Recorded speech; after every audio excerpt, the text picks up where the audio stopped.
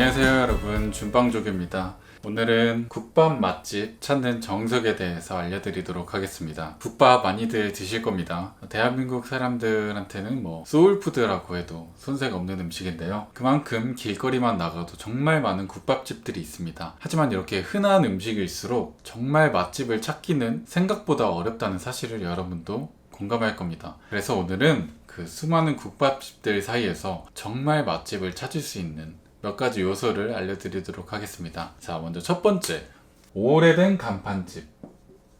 여기까지는 많은 분들이 보자마자 공감하실 수 있을 거라 생각합니다. 오래된 간판, 그만큼 오래된 역사를 가지고 있겠죠. 역사와 전통이 있는 곳이다. 이렇게 무수한 국밥집들 사이에서 오랜 역사와 전통을 가지고 있다. 오랫동안 살아남았다. 오랫동안 장사를 해왔다는 것, 그 자체만으로도 이미 꾸준히 손님이 있었다. 어느 정도 맛이 보장이 돼 있다. 여기서 플러스로 간판이 조금 낡을수록, 그리고 글씨체와 그 색감이 조금 더 촌스러울수록 맛집일 가능성이 올라간다. 이렇게 이해하시면 될 것 같습니다. 자, 다음은 두 번째. 아재가 많을수록 맛이 좋을 확률이 높다. 자, 이 말은 무슨 말이냐? 요즘 사람들이 국밥충 하잖아요. 그런데 그런 국밥충들이 아무리 국밥을 많이 먹었어도 아재만큼은 많이 먹지 못했습니다. 생각보다 아저씨들이 국밥을 굉장히 많이 먹고 은근 입맛이 까다롭습니다. 이런 아저씨들 맛없는 국밥집 두 번 다시 안 갑니다. 그런 아재들이 많이 있다는 것은 그만큼 맛이 보장되어 있다. 여기서 플러스로 혼수라는 아재가 있다. 맛집 인증 마크라고 보셔도 됩니다. 다음으로는 세 번째입니다. 끈적한 테이블. 자, 끈적한 테이블. 아시죠? 그 식당 가면은 테이블이랑 수저통 이렇게 끈적끈적한 거 있잖아요. 그겁니다. 이것만 들으시고는 살짝 의아하다고 생각하시는 분들이 있을 거예요. 이게 왜 맛집 요소 중에 하나냐? 자, 그거 그냥 위생이 안 좋은 거 아니냐? 청소를 안 한 거 아니냐? 이렇게 생각하시는 분들도 계실 텐데, 자, 우리는 그 테이블이 왜 끈적할 수밖에 없냐, 끈적할 수밖에 없는 그 원인에 대해 좀 더 집중을 해야 될 필요가 있습니다. 테이블이 왜 끈적할까요? 네, 맞습니다. 위생이 안 좋을 수도 있어요. 위생이 조금 안 좋을 수는 있지만 테이블이 끈적한 이유는 청소를 안 해서, 마냥 청소만 안 했다면 먼지가 쌓였겠죠. 하지만 끈적하다는 거는 가게에 있는 냄비가 계속 끓어서 거기서 나온 뜨거운 수증기들이 겹겹이 쌓여서 끈적해진 겁니다. 자, 그 말은 뭘 뜻하냐? 24시간 냄비가 끓고 있다. 24시간 꾸준히 손님이 있다. 그리고 그 수증기가 마를 새도 없이 손님이 계속 오고 있다. 테이블을 닦을 시간도 없다. 말은 즉 맛집이다. 이렇게 이해하시면 될 것 같습니다. 자, 마지막으로 네 번째입니다. 깍두기 국물 손가락. 이것만 보고는 아직 무슨 말인지 모를 수도 있습니다. 이거는 정말 맛잘알들만 알고 있는 좀 비밀 요소인데, 이모님이 깍두기를 줄 때 깍두기 국물에 엄지손가락이 담궈져 있으면 맛집입니다. 자, 이유를 들어보세요. 이 경우는 두 가지로 나뉩니다. 모르고 담그는 경우와 알고 담그는 경우. 자, 모르고 담그는 경우는 왜 그럴까요? 자, 웬만한 사람이면은 엄지손가락이 국물에 들어가면은 인지하기 마련입니다. 하지만 그거를 모른다. 그 말은 그만큼 엄지손가락에 굳은 살이 많이 박혔다. 그만큼 고생을 했다. 이 분야에서 오랜 시간 일해왔다. 장인이다. 장인은 또 여기로 이어지죠. 오랜 역사와 전통을 가지고 있다. 맛집이다. 다음으로는 알고 하는 경우. 알고 하는 경우는 주방 이모들도 분명히 알고 있습니다. 요즘 사람들 위생에 되게 민감하고 엄지손가락 들어간 거 별로 안 좋아한다는 걸 알고 있어요. 하지만 알면서도 담근다. 이 말은 무엇을 뜻하냐? 자신 있다. 엄지가 들어있는 걸 감수하고도 손님들이 계속해서 오고 있다. 어떻게 보면 배짱 장사일 수도 있겠죠. 그리고 사실 밑반찬을 하나씩 이렇게 꺼내면 오래 걸리잖아요. 이 시간에 차라리 엄지가 담기더라도 빨리빨리 하겠다. 그만큼 손님들이 많이 밀려들고 있다. 맛집이다. 이렇게 이해하시면 될 것 같습니다. 자, 오늘은 이렇게 해서 국밥 맛집 찾는 정석 4가지에 대해서 설명을 해드렸는데요. 잘 숙지하고 계셨다가 필요할 때 유용하게 잘 사용하셔서 맛있는 한 끼 하시길 바라겠습니다. 그럼 오늘 강의는 여기서 마치도록 하겠습니다. 감사합니다.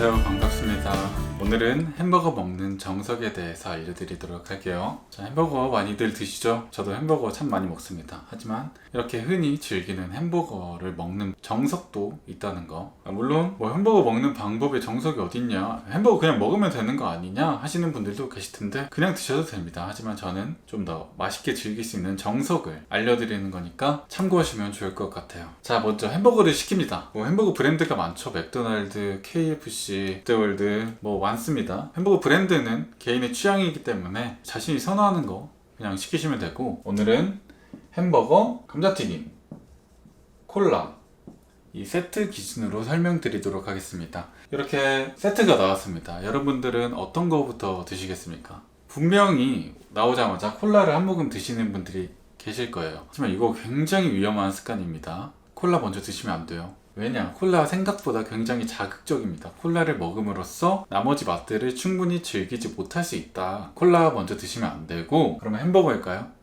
햄버거도 아닙니다. 자, 바로 첫 번째는 감자튀김. 감자튀김을 가장 먼저 즐겨주셔야 됩니다. 그 이유가 뭐냐? 웬만한 튀김들은 다 튀겨져 나왔을 때가 가장 맛있고, 시간이 흐름에 따라서 맛이 기하급수적으로 떨어진다.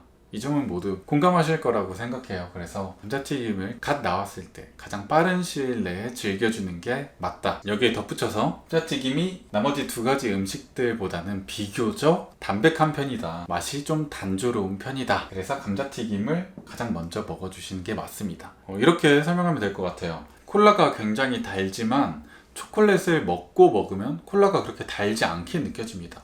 음식을 먹을 때 기본적으로 담백한 거에서 자극적인 것으로 가는 게 기본적인 정석이기 때문에 비교적 가장 단조로운 감자튀김부터 먹는 게 맞습니다. 근데 이렇게 말했다고 해서 감자튀김을 덥석 케첩에 찍어 먹는 분들이 계시는데 절대 안 됩니다. 케첩 굉장히 자극적이에요. 그래서 케첩은 일단 아직 뜯지 않습니다. 감자튀김을 충분히 즐깁니다. 미련이 없을 때까지 가장 먼저 즐겨줍니다.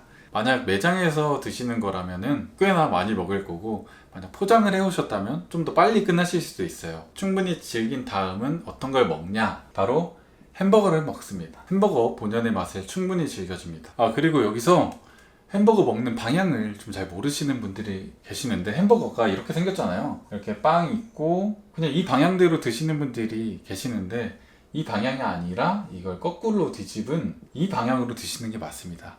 왜냐하면 사람의 입모양이 이렇게 돼 있는데, 이 입모양이 들어가기 최적화된 모양이 이 모양이다. 뒤집어서 우리가 흔히들 알고 있는 제대로 된 방향에서 뒤집어서 먹는 게 맞는 방법이다 라는 거 참고하시면 될 것 같고, 어쨌든 햄버거를 충분히 즐겨줍니다. 단독으로 햄버거를 충분히 즐겨주신 다음에는 햄버거와 감자튀김을 같이 먹습니다. 살짝 토핑을 추가하는 느낌이겠죠? 자, 이렇게 좀 먹다 보면은 목이 좀 막히실 거예요. 근데 그때 목마르다고 콜라를 바로 드시면 안 되고, 목이 막혀서 숨을 잘 쉴 수 없을 때까지 끝까지 밀어 넣어 주셔야 됩니다. 더 이상 입안에 수분이 하나도 없다, 목이 막혀서 더 이상 햄버거를 먹을 수 없다 싶을 지경까지 이르렀을 때 콜라를 한 모금 마셔줍니다. 단언컨대 그 언제 마신 콜라보다 가장 맛있는 콜라를 드실 수 있을 거라고 자부합니다. 자, 이렇게 햄버거, 감자튀김, 콜라를 한 번에 같이 먹어줍니다. 자, 이렇게 되면 콜라의 제대로 된 맛도 느낄 수 있고 입안이 다시 초기화가 됩니다. 그럼 그때 케첩을 뜯습니다. 케첩을 뜯고 감자튀김을 찍냐? 그것도 아니고, 자, 그 다음으로는 햄버거와 케첩 찍은 감자튀김을 같이 먹는다. 자, 이렇게 되면은 거의 완전히 다른 버거를 먹는 듯한 느낌을 받을 수 있어요.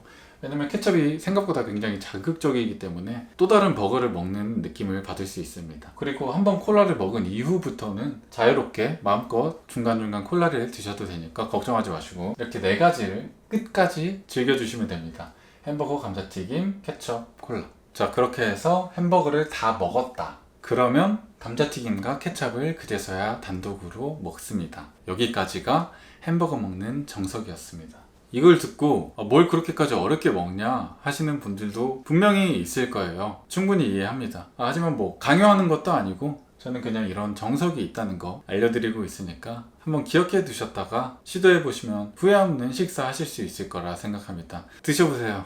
정말 맛있습니다. 감사합니다.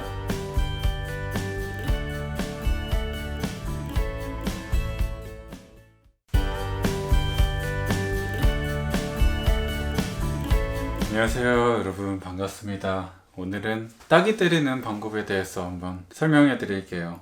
살다 보면 내 의지와는 다르게 따기를 때려야 되는 일들이 종종 있습니다.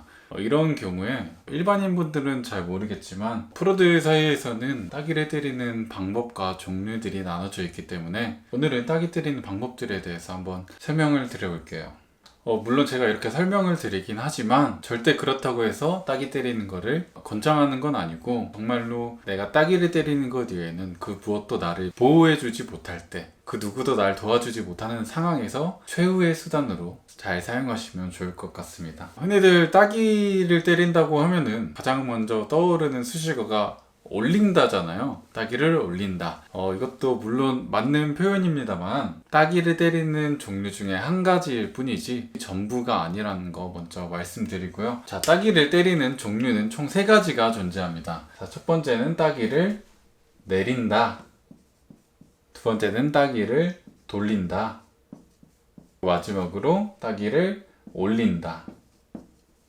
글자에서 그대로 드러나는 것 같이 따기를 때리는 방향에 따라서 이렇게 종류가 나뉘어지고요. 아래로 내려갈수록 따기의 강도가 올라간다. 이 점 먼저 기억해 두시면 좋을 것 같습니다. 이 셋 중에 가장 강도가 약한 따기를 내린다. 어떤 경우에 따기를 내릴까요? 강도가 제일 약한 따기인 만큼 따기를 내리는 경우는 친구가 짓궂은 장난을 쳤을 때, 혹은 그냥 정말 친한 사이에서는 친구들끼리 장난으로도 많이 사용하곤 합니다.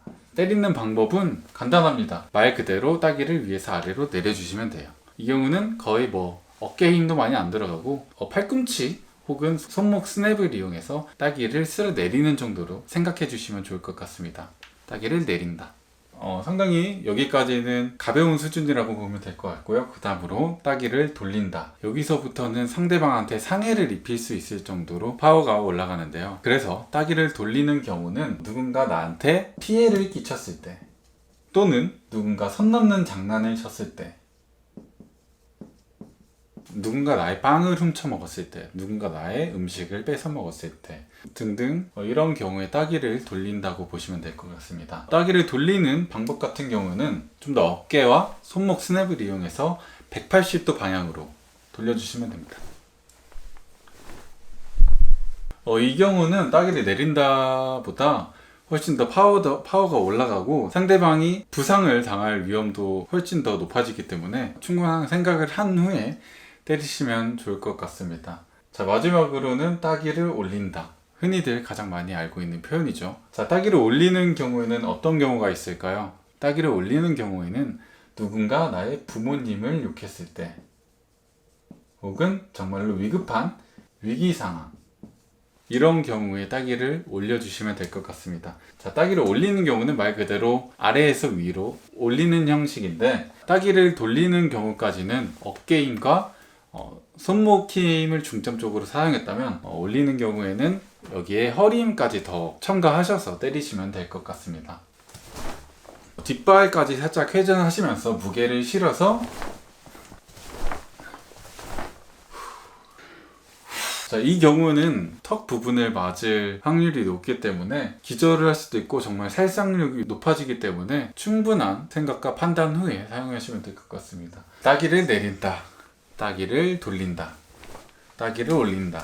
네, 오늘은 이렇게 해서 따기를 때리는 방법에 대해서 한번 설명해 드렸는데요. 앞에서도 말씀드렸다시피 절대 폭력을 권유하는 것도 아니고 권장하는 것도 아닙니다. 정말 그 무엇도 나를 지켜줄 수 없는 상황에서, 적재적소의 상황 때 나를 지킬 수 있는 최후의 수단으로 잘 사용하시면 좋을 것 같습니다. 물론 그렇다고 해도 그 후에 따라오는 책임은 본인이 져야 한다는 거 말씀드리겠고, 좋은 일에 좋은 따기 사용하셨으면 좋겠습니다. 오늘 강의는 여기까지 하도록 하겠습니다. 감사합니다.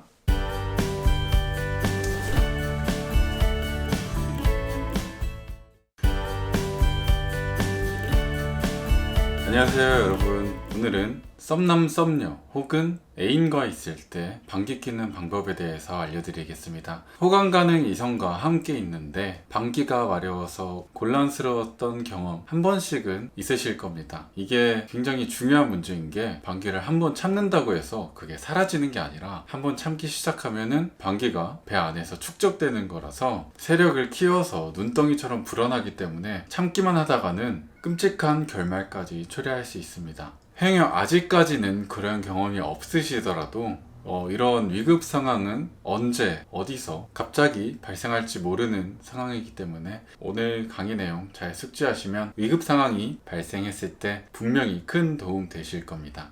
사실 야외 같은 경우에는 주변 소음과 같은 기본적인 소음이 존재하기 때문에 비교적 큰 스킬 없이 해결할 수 있기 때문에 오늘은 난이도가 더 어려운 실내 위주로 강의 진행하도록 하겠습니다. 제일 첫 번째 방법, 화장실. 말 그대로 나 잠깐 화장실 좀 갔다 올게 하고 해결하는 방법입니다. 가장 무난하고 대중적인 방법이죠. 다만 이 방법의 단점은 운전 중인 차 아니거나 화장실이 붙어있는 원룸 같은 경우에는 좀 사용에 제한이 있어서 활용 폭이 그렇게 넓지는 않은 방법입니다. 다만 원룸 같은 실내 공간의 경우에는 전화, 나 잠깐 엄마한테 전화 좀 하고 올게, 같이 전화 찬스로 대체하여 사용하시면 될 것 같습니다. 다음으로 두 번째, 노래 추천. 이것도 말 그대로 노래를 추천하는 건데요. 이 노래 되게 좋은데 알고 있어? 하면서 노래를 틀고 그 음악을 가림막 삼아 방귀를 배출하는 방법입니다. 그런 만큼 노래 장르는 EDM이나 조금 비트가 있는 밴드 음악을 추천드리고요.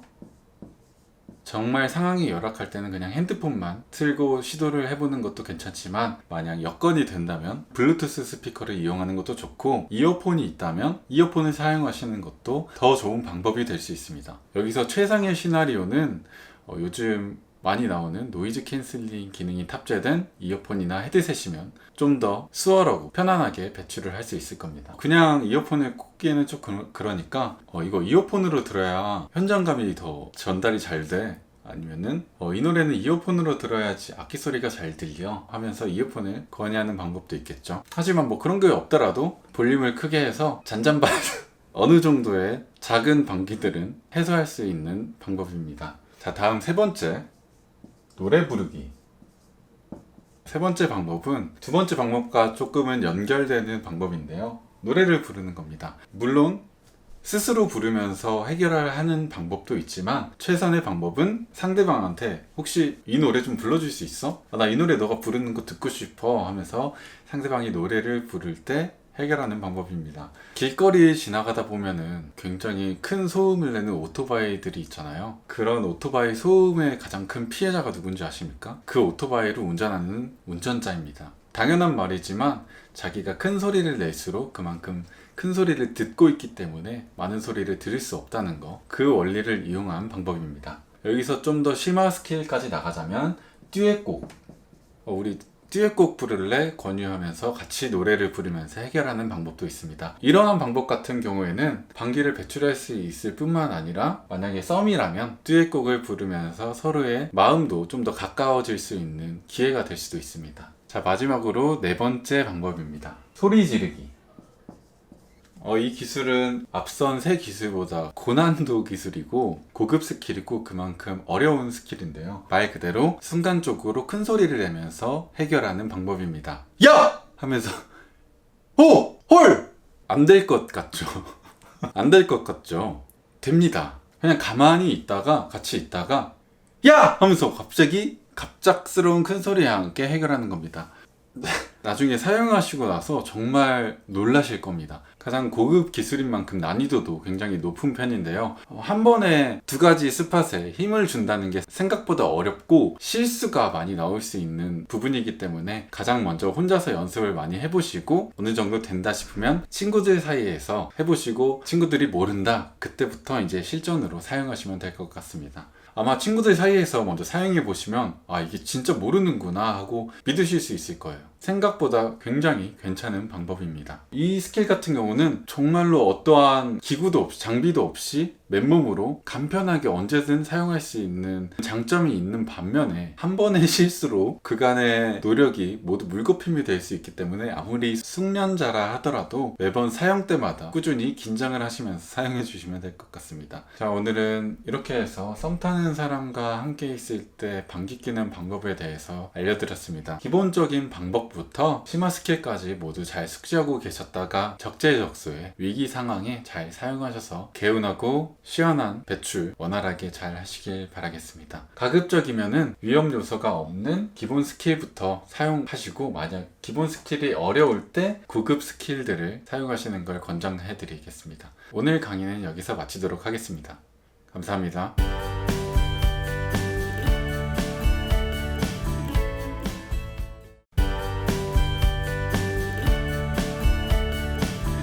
안녕하세요 여러분, 반갑습니다. 오늘은 매 안 아프게 맞는 정석에 대해서 알려드리겠습니다. 요즘에는 많이 사라지고 앞으로도 많이 사라져야 할 문화지만 저 때는, 제가 학교를 다닐 때는 정말 많이 맞았습니다. 심지어 초등학생 때부터 기본적으로 손바닥부터 시작해서 허벅지, 엉덩이, 심하면은 뺨을 때리는 선생님들도 있었고, 솔직히 지금 와서 생각해보면 정말 선생 같지도 않은 물론 앞으로도 그럴 일이 없겠지만 또 언제 어디서 갑자기 매맞을 일이 생길지 모르기 때문에 오늘은 제가 몸소 터득한 방법을 알려드리도록 하겠습니다. 가장 첫 번째 방법, 내리기.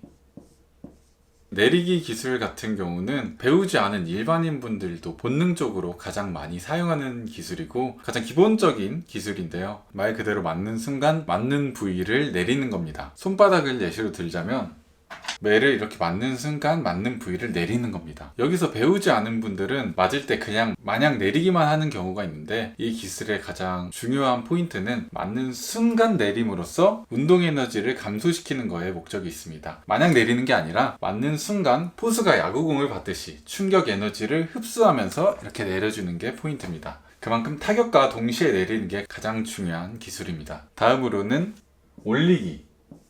여기서부터는 일반인 분들이 듣기에는 많이 생소한 기술일 텐데, 말 그대로 이거는 올려주는 겁니다. 내리기 스킬 같은 경우에는 내리면서 충격 에너지를 감소시켰다면은, 올리기 같은 경우는 가동 범위를 순간적으로 줄여줌으로써 운동 에너지를 감소시키는 역할을 하고 있습니다. 이만큼의 가동 범위에서 맞는 것보다 좀 더 각도가 없는 위에서 맞으면 그만큼 훨씬 덜 아프겠죠? 하지만 만약 올리기 스킬을 사용하기 위해서 이렇게 무턱대고 올릴 수는 없잖아요. 무턱대고 올렸다가는 너무 동작도 어색하고 오히려 괘씸죄가 추가돼서 더 많은 매와 더 아프게 맞을 수도 있습니다. 그래서 최대한 자연스럽게 들키지 않고 사용하는 게 중요한데, 그래서 올리기를 사용할 때는 가능한 쫀척을 하면서 올려주셔야 합니다. 매가 내려오는 순간 하면서 받아주시는 게 가장 중요합니다. 매가 내려오는 순간 하면서 내려오는 막아주는 게 포인트입니다. 엉덩이 같은 경우에는 이러고 있다가 매가 맞는 순간 이렇게. 다음 세 번째 기술은 기합. 이 기술은 맞기 직전에 기합을 주는 기술인데요. 사람은 본능적으로 갑자기 큰 소리가 들리면은 움찔하게 돼 있습니다. 몸이 순간적으로 근육이 경직되게 돼 있어요. 이 원리를 이용한 스킬인데, 매를 때리는 사람도 분명히 사람이기 때문에 순간적으로 큰 소리가 들리면은 움찔할 수밖에 없습니다. 맞기 직전에 기합을 줌으로써 사람이 움찔하게 만드는 기술입니다. 야! 그럼 때리는 사람도 이렇게 하다가 놀라가지고 이렇게 되는 거예요.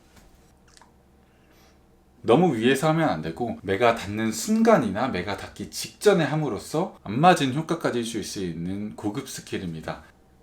야!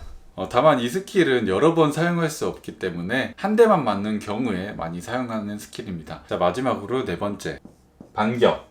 반격 기술 같은 경우에는 이름만 보더라도 굉장히 위험한 스킬이고, 그래서 정말 부당한 경우, 내가 맞는 게 정말 부당한 경우에 최후의 수단으로 사용하는 기술입니다. 남녀노소 누가, 어느 전국민 누가 봐도 맞는 게 이상한 상황이다, 잘못된 상황이다에 사용하는 최후의 수단입니다. 이 기술 같은 경우에는 2번 기술과 3번 기술의 조합이라고 보셔도 될 것 같은데요. 맞는 순간에 기합을 넣으면서 쫀척을 하면서 올리기로 반격을 가하는 하는 스킬입니다. 이 기술은 어설프게 사용했다가는 매를 때리는 사람의 분노만 더 끌어올릴 수 있기 때문에 단 한 번의 반격만으로 상대방을 공격 불능 상태로 만드는 게 가장 중요합니다. 기회는 한 번밖에 없습니다. 단 한 번의 기회를 성공시키는 게 가장 중요한 기술입니다. 야! 아! 매가 내려오는 순간 올리기를 하면서 기압과 함께 야! 죄송합니다. 네, 오늘은 이렇게 해서 매 안 아프게 맞는 정석에 대해서 알려드렸습니다. 물론 앞으로도 매 맞을 일은 거의 없겠지만 만약 맞을 일이 생기신다면 오늘 내용 기억하고 계셨다가 잘 사용하시면 좋을 것 같습니다. 한 대라도 덜 아프게 맞으시길 바라겠습니다. 감사합니다.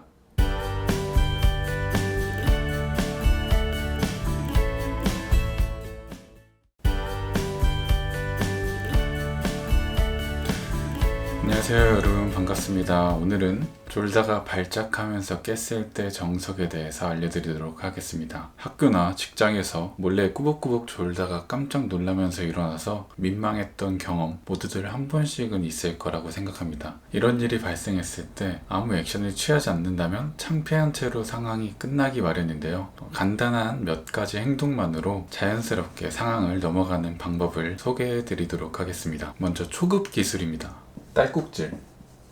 보기만 해도 바로 아시겠죠? 바로 딸꾹질 하는 척을 하면 됩니다. 가장 기본적인 기술인데요.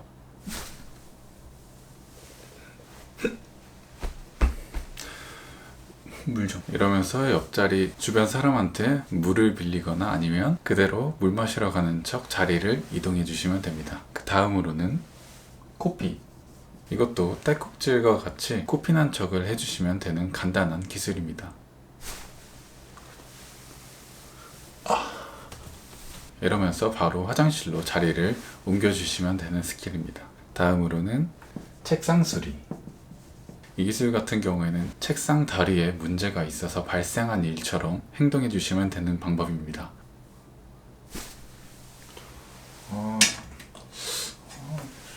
괜히 책상 한번 흔들어 보고 종이 같은 거 끼워서 책상 다리에 넣어주시면 좀 더 자연스럽게 스킬을 사용하실 수 있습니다. 다음으로는 중급 기술입니다. 팝핀. 요즘 스우파, 스맨파 같이 대한민국에서 댄스에 대한 관심이 높아지고 있는데 그런 프로그램에 나온 춤을 연습하는 척하는 방법입니다.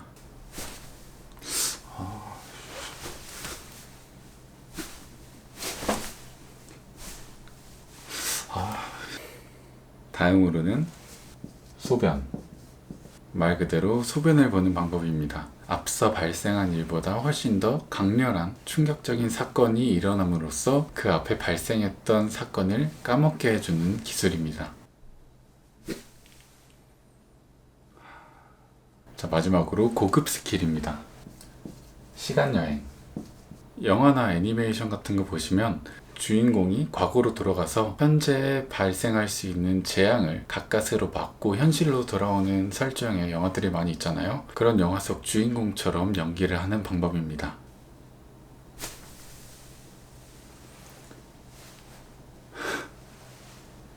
돌아왔구나.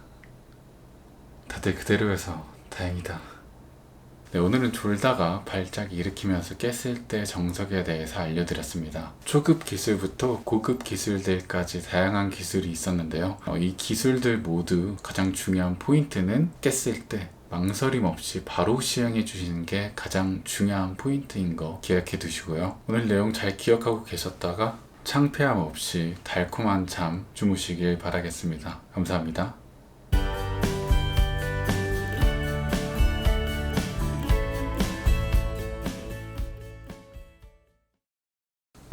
폭탄 설치. 이런 상황을 대비해서 폭탄을 미리 설치해 놨다가 깨고 난 직후 폭발시켜서 내가 깜짝 놀라서 일어난 게 그냥 깜짝 놀란 게 아니라 다 이유가 있어서 깜짝 놀란 거라는 정당성을 부여하는 방법입니다. 에반가?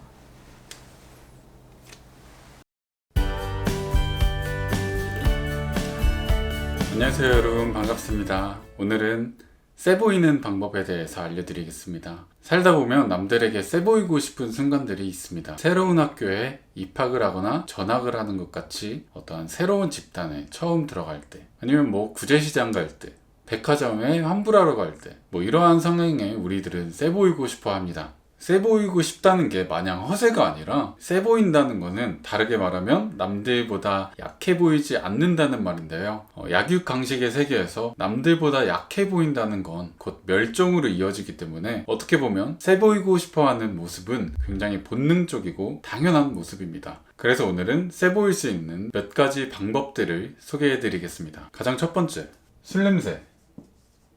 벌써 세죠? 사람의 첫인상을 결정하는 요소들 중에 향기가 굉장히 많은 부분을 차지하는데, 등장부터 모습을 드러내지 않았을 때부터 향기만으로 기선을 제압할 수 있는 방법입니다. 가장 기본적으로 깔고 가면 되는 향기입니다. 다음으로는 소지품을 이용한 방법입니다. 나에 대한 정보가 없는 상태에서 나를 간접적으로 보여줄 수 있는 소지품을 은근슬쩍 보여줌으로써 기선을 제압하는 기술입니다. 가장 기본적인 아이템으로는 담배, 라이터, 채찍, 전형적으로 거칠어 보일 수 있는 이런 상징적인 물품들을 사용하거나, 아니면 정반대로 정말 상상도 못할 물건들, 예를 들면 락스, 산낙지, 이런 물건들이 있습니다. 왜 그러냐면, 마냥 무서운 것보다 정말로 더 무서운 거는 예측할 수 없는 사람입니다. 처음 보는 사람의 가방에서 이런 게 툭 떨어졌다고 생각해 보세요. 개쩝니다. 이러한 소지품 같은 경우에는 대놓고 보여주면 의도성이 보일 수도 있기 때문에, 되도록이면 실수로 흘린 척 툭 보여주는 게 가장 중요합니다. 다음으로는 겉모습을 이용한 방법입니다. 첫 번째로는 시계 발목에 차기.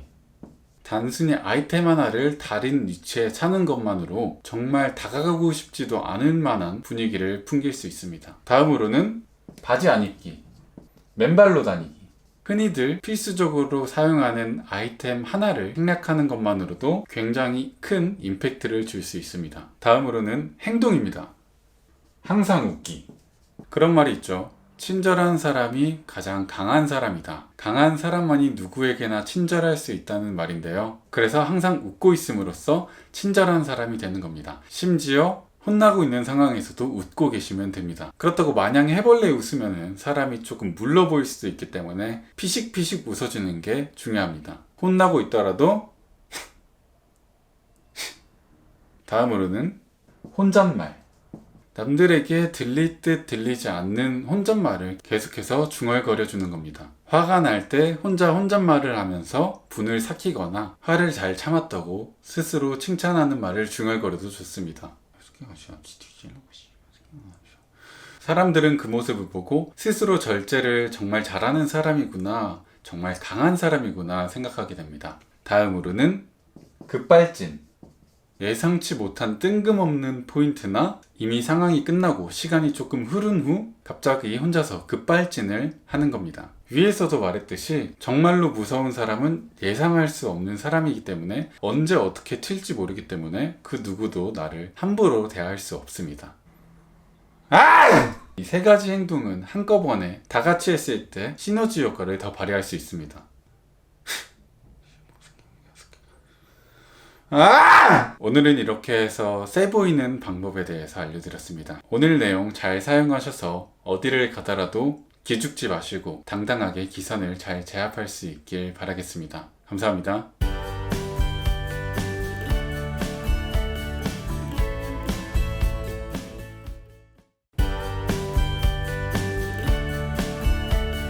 안녕하세요 여러분. 오늘은 자야 하는데 옆에서 코 골 때 정석에 대해서 알려드리겠습니다. 간만에 친구들이랑 놀고 다 같이 자거나 대학교에서 MT 같은 걸 떠났을 때 누군가 크게 코골이를 해서 밤새 잠을 설치고 고통스러워 하셨던 경험 모두들 한 번씩은 있을 거라 생각합니다. 이게 굉장히 사소한 문제 같으면서도 실제로 당해보면 굉장히 고통스러운 문제인데요. 오늘은 그럴 때 대처할 수 있는 방법에 대해서 알려드리겠습니다. 가장 먼저 건들기. 가장 일반적으로 많이 사용하는 기술입니다. 잠을 아예 깨우는 게 아니라 살짝 건듦으로써 그 사람의 깊은 수면이 잠깐 끊어지도록 하는 방법입니다. 가장 간편한 방법이지만 정말 강한 코골이를 가진 분들은 코골이를 멈췄다가 다시 시작하는 그 사이가 너무 짧기 때문에 그 사이에 잠이 드는 게 어려울 수도 있습니다. 그럴 때 베개를 사용하시면 됩니다. 영화나 드라마에서 보시면 병실에 누워있는 사람을 킬러가 찾아와서 베개로 누르고 그 위에 총을 쏴서 죽이는 장면들을 보신 기억이 있을 겁니다. 그 사람에게 총을 쏘라는 말은 아니고요. 실제로 베개가 어느 정도의 소음을 흡수하는 역할을 해줄 수 있기 때문에 그 사람 얼굴에 베개를 살며시 올려놓는 방법입니다. 베개를 이렇게 살며시 올려놓으면 볼륨을 확실히 줄일 수 있습니다. 순간적으로 베개를 누르고 싶은 충동이 일 수도 있지만 절대 그러시면 안 되고 베개를 올려놓기만 하셔야 됩니다. 여건이 조금 어려울 때는 두꺼운 이불을 머리 끝까지 올리는 것도 하나의 방법이 될 수 있습니다. 이렇게 하면 어느 정도 볼륨이 차감됐을 텐데 이렇게 했는데도 아직도 잠이 들기 어렵다. 그렇다면 노래 틀기. 코골이 소리보다 더 큰 음악을 틈으로써 음악으로 코골이를 가리는 방법입니다. 코골이가 고통스러운 이유는 소리가 아주 큰 사람도 있겠지만 애매하게 큰 소리가 불규칙적으로 들려와서 신경을 애매하게 긁기 때문인데요. 차라리 그럴 바에는 듣기라도 좋은 음악을 조금 더 크더라도 듣고 자겠다. 이미 코 고는 사람의 얼굴에는 베개가 올라가져 있어서 어느 정도 볼륨이 낮아져 있기 때문에 그 정도를 덮어줄 음악을 틀고 주무시면 됩니다. 자, 이렇게 했는데도 잠이 들기가 어렵다. 그렇다면 반격. 솔직히 이 정도까지 했는데도 안 된다면 더 이상 방어만 하고 있을 수는 없습니다. 이제 너무 힘들고 화나잖아요. 반격을 하는 겁니다. 그렇다고 뭐 때리라는 말은 아니고요. 그 사람 코골이를 녹음해서 그 사람 귀에 틀거나 아니면 그 사람 핸드폰으로 알람을 맞춰서 그 사람이 알람 소리에 깨게 만드는 겁니다. 그 사람이 그러한 소리에 깨서 다시 잠드는 그 사이 시간을 노려서 잠을 드는 방법입니다. 이렇게 했는데도 잠이 들기 실패하셨다면 혼내기. 이 정도는 혼나도 마땅합니다. 이 정도까지 단계에 왔으면 아마 나뿐만 아니라 주변에 있는 모든 사람들도 잠을 설치고 있을 겁니다. 이미 많은 사람들이 고통받고 있기 때문에 그래서 이때는 누군가 총대를 메고 깨어서 혼내는 게 차라리 모두가 바라고 있고 모두를 위한 길입니다. 너 왜 그러는 건데? 나도 좀 자자! 제발! 네, 오늘은 옆 사람이 코 골 때 정석에 대해서 알려드렸습니다. 코 고는 사람도 절대 일부러 하고 싶어서 고는 게 아니니까요. 화가 많이 나시더라도 차분하게 1단계부터 차근차근 시도하셔서 깊은 잠 주무시길 바라겠습니다. 그럼 오늘 강의는 여기까지 하도록 하겠습니다. 감사합니다.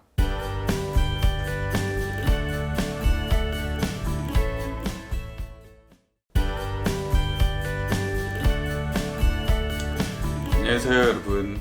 오늘은 화내는 정석에 대해서 알려드리겠습니다. 화를 내는 게 좋은 건 아니지만 살다 보면 화를 내야 하는 상황이 분명히 있습니다. 불합리한 취급을 받았을 때, 누군가 나의 음식을 훔쳐 먹었을 때, 이러한 상황에서 우리는 분명하게 화를 낼 줄 알아야 합니다. 하지만 어릴 때부터 항상 착하게 살아야 한다, 교육을 들어오고 좋은 게 좋은 거지 하고 화가 나도 꾹꾹 눌러 담고 살다 보니까 이제는 정말 화가 나도 화내는 법조차 까먹어서 어떻게 화를 내야 하는지조차 어려워하시는 분들이 많습니다. 오늘은 그런 분들을 위해서 화내는 정석에 대해서 알려드리겠습니다. 첫 번째, 정색.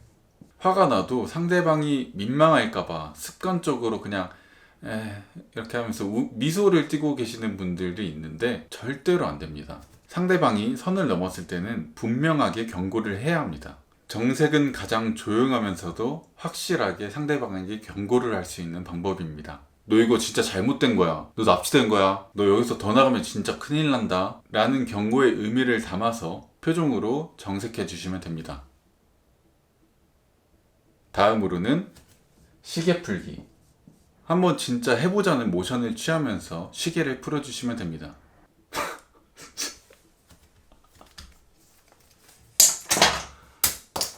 난 싸울 준비가 됐다. 당장이라도 무언가를 할 준비가 됐다는 것을 이러한 행동을 통해 간접적으로 상대방에게 위협을 하는 방법입니다. 다음은 우통 벗기.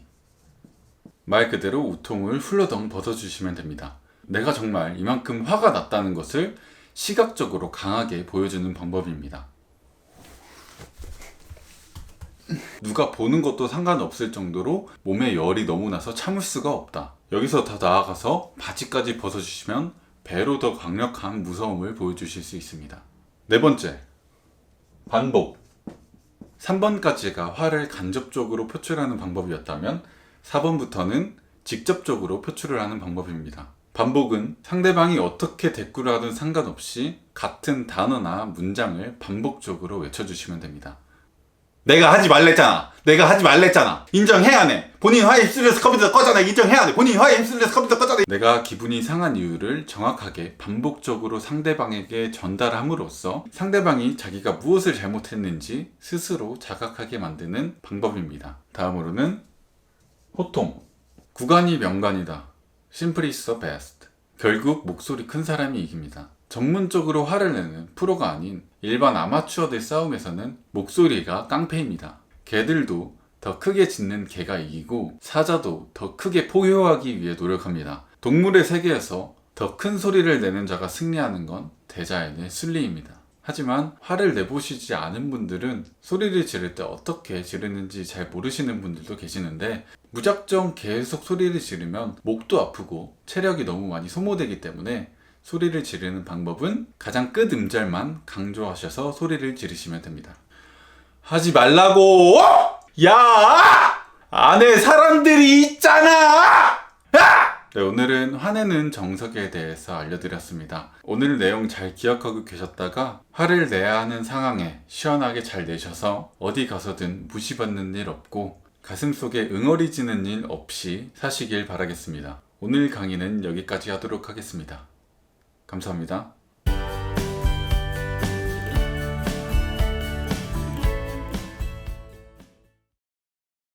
인정해야 해. 본인 화에 휩쓸려서 컴퓨터 껐잖아. 인정해야 돼. 본인 화에 휩쓸려서 컴퓨터 껐잖아. 인정해야 돼. 인정해야 돼. 해 인정. 안에 사람들이 있잖아.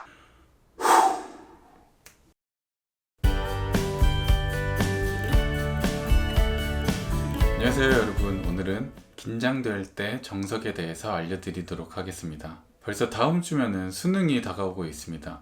살다 보면은 이렇게 수능과 같이 긴장되고 중요한 이벤트들을 맞닥뜨리게 됩니다. 어떠한 대회를 나갈 수도 있고 면접을 볼 수도 있고 좋아하는 사람한테 고백, 맞짱, 주기적으로 인생에서 긴장되는 순간들은 마주하게 됩니다. 이러한 상황에 너무 긴장한 탓에 준비한 걸 다 보여주지도 못하고 끝나서 굉장히 아쉽고 또 이러한 상황들이 반복돼서 나중에는 이런 긴장된 상황이 두려워지는 상황까지 발생하기도 합니다. 그래서 오늘은 그런 긴장된 상황에서 조금이라도 긴장을 극복할 수 있는 방법에 대해서 알려드리겠습니다. 가장 먼저 준비.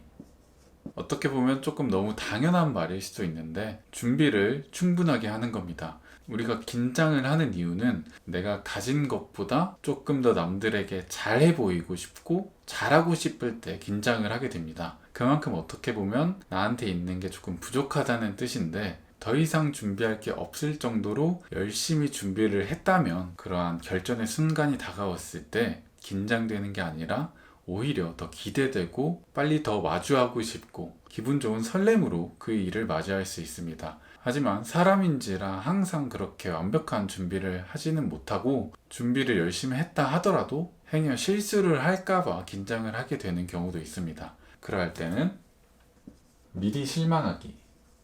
미리 실망하시면 됩니다. 다르게 말하면 아예 기대를 안 하는 겁니다.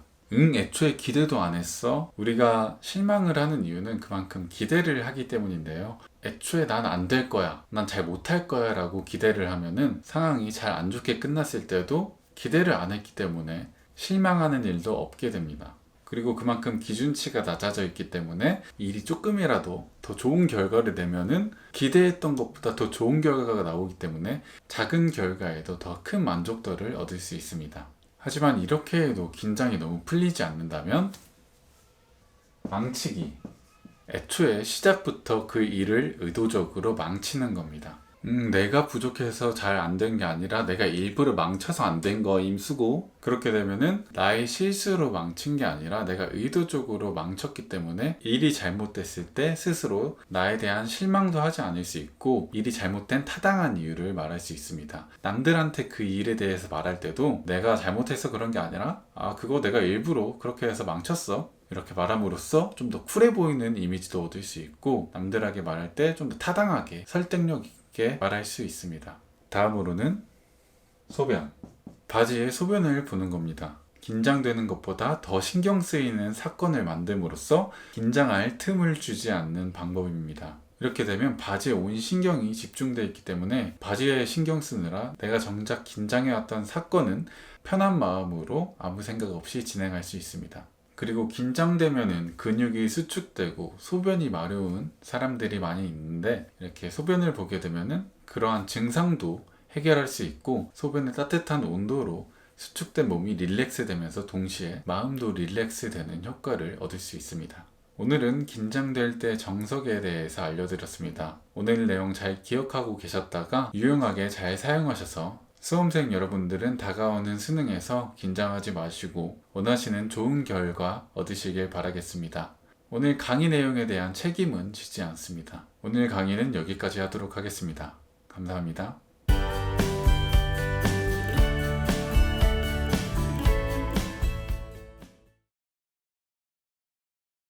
5번 음주. 약간의 음주를 하게 되면은 온몸에 혈액순환이 되면서 몸이 전반적으로 릴렉스 되기도 하고 술 기운의 힘으로 좀 더 자신감도 생기게 됩니다. 다만 너무 많이 마시면 독이 되기 때문에 한두 잔 정도가 가장 적당합니다. 수능날 아침에 간단하게 한 잔, 면허시험 전에 간단하게 한 잔 하시면 안 됩니다.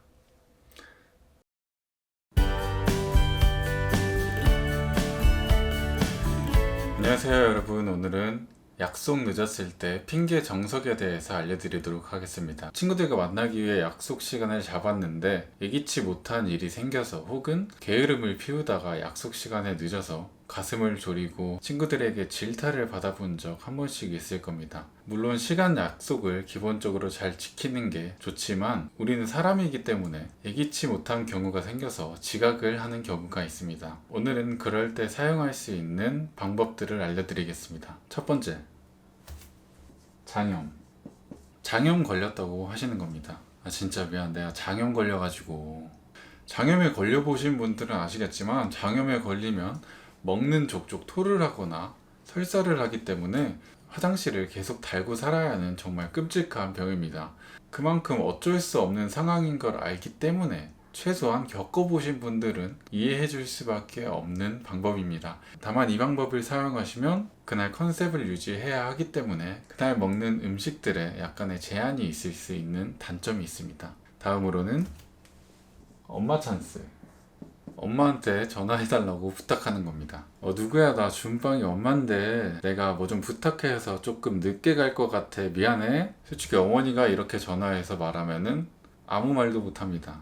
웬만한 사람이면은 거기서 더 이상 어떠한 말도 할 수 없습니다. 다만 그냥 하면 조금 그러니까 이런 기회에 겸사겸사 부모님한테 용돈을 드리면서 부탁하면 됩니다. 다만 너무 자주 사용하시면 부모님의 이미지가 안 좋아질 수 있기 때문에 정말 위급한 상황에 필살기로 사용하시면 될 것 같습니다. 다음은 연행.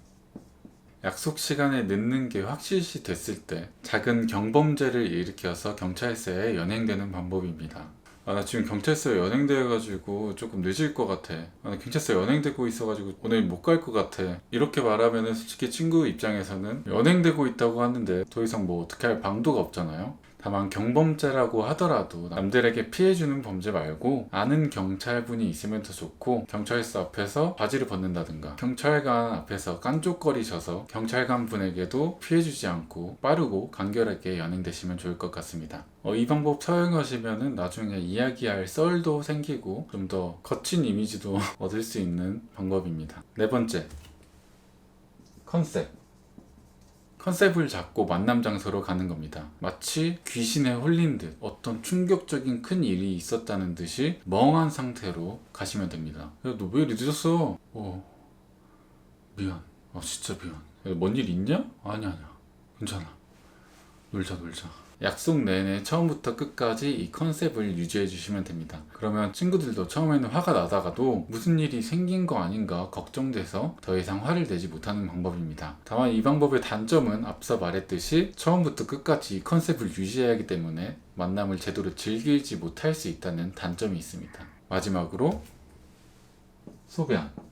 바지에 소변을 보는 겁니다. 아 진짜 화장실 찾다가 못 찾아가지고 지금 왔어. 진짜 미안하다. 이렇게 말하는데 바지까지 젖어 있다? 솔직히 여기서 더 이상 뭐라 할 수 있는 친구 아무도 없습니다. 친구들이 위로를 해주면 더 위로를 해줬지 거기서 더 이상 뭐라 하는 친구는 없습니다. 정말 소변을 보는 게 가장 좋은 방법이지만 너무 내키지 않으신다면 화장실에서 급하게 바지에 물을 묻히는 방법도 가능합니다. 네, 오늘은 약속 늦었을 때 핑계 정석에 대해서 알려드렸습니다. 이렇게 여러 가지 방법들을 알려드렸지만 기본적으로 시간 약속은 인간관계에서 가장 기본적으로 지켜야 하는 예의이기 때문에 되도록이면 처음부터 잘 지키는 성숙한 사람이 되길 바라겠습니다. 그럼 오늘 강의는 여기까지 하도록 하겠습니다. 감사합니다.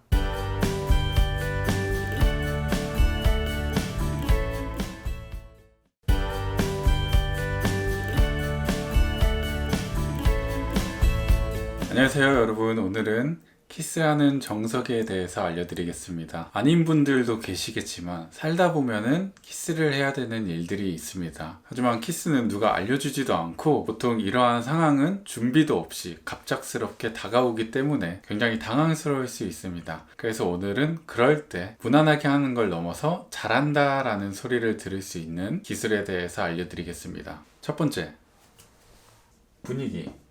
키스는 분위기에서 시작해서 분위기로 끝난다고 해도 과언이 아닐 정도로 분위기가 가장 중요한 요소입니다. 성공적인 키스를 하기 위해서는 그만큼 분위기가 가장 중요한데 그러면 어떠한 분위기에서 키스를 해야 되냐? 사실 이거는 제가 굳이 말씀드리지 않아도 본능적으로 분위기가 형성되면 알게 됩니다. 어느 순간 키스를 할 수밖에 없는 분위기가 자연스럽게 형성되고 본능적으로 본인도 그거를 자각하게 돼 있습니다. 하지만 그럼에도 불구하고 약간의 확신이 더 필요한 분들은 상대방에게 물어보는 것도 한 가지 방법입니다. 상대방한테 물어보는 건 초보 아닌가요? 하시는 분들도 계실 텐데 굉장히 잘못된 생각이고 물어봄으로써 상대방을 좀 더 존중받는 느낌이 들 수도 있고 행여 혼자 분위기를 착각해서 발생하는 사고를 미연에 방지할 수도 있습니다. 물어볼 때는 가볍게 키스해도 돼?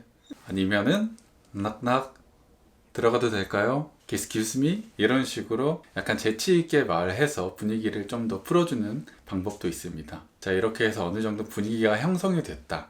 그러면은 뽀뽀. 이렇게 분위기가 형성된 다음 키스를 해야 된다는 목적 때문에 무작정 키스로 돌격하시는 분들이 많은데 처음에는 가벼운 뽀뽀로 시작해서 웜업을 해주는 게 맞습니다. 이때는 혀를 사용하지 않고 가볍게 서로의 뽀뽀를 하면서 분위기를 조금씩 더 무르익게 만들어주면 됩니다. 그렇게 이제 분위기가 형성이 되면은 딥키스. 자, 이렇게 분위기가 형성됐다 싶으면은 딥키스로 가시면 됩니다. 딥키스는 영화에서 보는 것 같이 이제 혀를 사용하는 키스인데 딥키스를 하는 방법은 사람마다 성격과 취향이 모두 다르기 때문에 본인이 하고 싶은 대로 본인이 원하시는 대로 가보고 싶은 것도 다 가보고 궁금하신 곳 이것저것 다 가보시고 그렇게 편하게 해주시면 됩니다. 하지만 이때 초보자분들은 이 키스에만 집중을 하셔서 다른 거에는 신경을 쓰지 못하는 분들이 계시는데 이때 여기서 한 단계 위로 나가시려면 손을 잘 써주시는 게 중요합니다. 키스에 서툰 사람일수록 키스를 할 때 손을 잘 사용하지 못하는데 키스를 할 때 입에만 집중하는 것이 아니라 양손도 잘 활용을 하면 정말로 키스를 잘한다는 인식을 줄 수 있습니다. 가장 무난한 방법으로는 상대방의 허리를 잡거나 상대방의 목을 잡는 방법이 있고 여기서 조금 더 숙련된 사람들은 행여나 상대방이 그런 터치를 안 좋아할 수도 있기 때문에 상대방을 터치하지 않고 뒷짐, 허리, 본인의 목, 만세 오히려 양손을 자신에게 둠으로써 당신이 조금이라도 신경 쓸 부분을 나는 배려하고 있다는 것을 보여주는 방법도 있습니다. 그리고 손과 더불어서 키스 중간중간에 약간의 소강 상태가 있는데 그럴 때 상대방의 귀에 사랑의 메시지를 속삭여주는 것도 분위기를 더욱 달콤하게 만들 수 있는 요소가 될 수 있습니다. 가장 흔한 거로는 사랑해, 좋아, JYP. 자, 이렇게 키스를 다 끝내고 나서는 피드백. 키스를 시작할 때의 분위기만큼 키스를 끝낼 때의 분위기도 그 키스가 어떻게 기억 남느냐에 가장 영향을 주는 중요한 요소입니다. 흔히들 키스를 하고 나서 조금 어색하고 민망해서 흐지부지하게 끝내는 경우가 많은데 그럴 때 간단한 대화를 몇 마디 하는 것만으로도 훨씬 더 좋은 분위기로 키스를 마무리할 수 있습니다. 만약 본인의 키스가 마음에 들었다면 좋았어? 나 키스 잘하지? 하는 경우도 있고, 만약 그날 본인의 키스가 조금 아쉬웠다 그러면은 미안, 이렇게 상대방의 보호 본능을 일으키게 하는 방법도 있습니다. 여기서 조금 더 여유가 있으신 분들은 앞으로의 조금 더 나은 키스를 위해서 그날 느꼈던 상대방의 단점을 피드백해주는 것도 키스를 마무리하는 좋은 방법입니다. 너 너무 입술에 힘이 많이 들어가더라. 키스 그렇게 하는 거 아닌데. 네, 오늘은 이렇게 해서 키스하는 정석에 대해서 알려드렸습니다. 오늘 내용 잘 기억하고 계셨다가 혹시나 살면서 키스할 일이 생겼을 때 사용하시면 정말 잘한다 라는 소리 들을 수 있으니까 오늘 내용 잘 숙지하셔서 잘 사용하시면 좋겠습니다. 그럼 오늘 강의는 여기까지 하도록 하겠습니다. 감사합니다.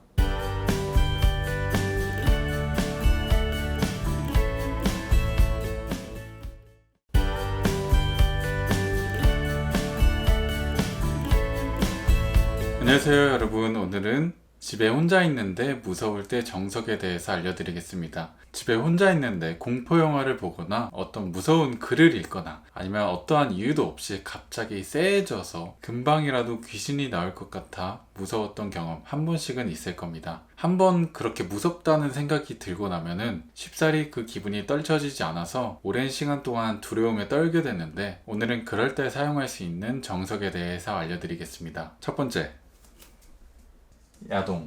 야동을 보시는 겁니다. 우리가 두려움이라는 감정이 들었을 때 그게 쉽사리 떨쳐지지 않는 이유는 귀신이라는 존재가 굉장히 강렬하기 때문인데, 그것보다 훨씬 더 자극적이고 강렬한 이미지인 야동으로 그러한 감정을 누르는 방법입니다. 가장 간편한 방법이지만 단점으로는 두려움은 없어졌어도 야한 생각이 떨쳐지지 않을 수 있다는 단점이 있습니다. 다음으로는 찾기.